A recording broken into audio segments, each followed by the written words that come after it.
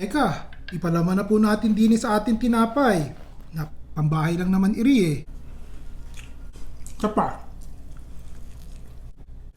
Maglalagay po tayo ng celery ha. Late na carrots po ito ha. Huwag lang hindi magkakulay. O, sama natin din eh. Konting bawang. Haluin po natin yan. Konting asin, konting paminta, konting asukal, isang maliit na pinya sa lata at salain po natin ng sabaw. Ganiri lang. Haluin po natin yan. Ay dito ng konting mustard, konti lang. Maliit na kutsarita kung meron lang po kayo. Kung gusto nyo umanghang ng konti ilang patak po ng hot sauce. Haluin natin yan. Okay na po bahalang tumantya ng inyong mayonnaise. 3 kutsara, kayo na po ang bahala ha. Tapos pampakulay.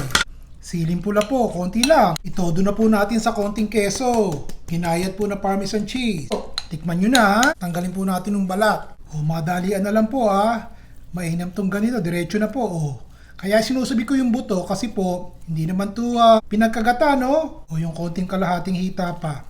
Syempre haluin na natin. Sariwang-sariwa ang manok, lechon manok. Hindi siya dry. At pinaghalo-halo natin, madalian lang. Pambahay lang naman iri eh. Tsapa. Yun ang maayos, di po ba? Si Ron Milano po!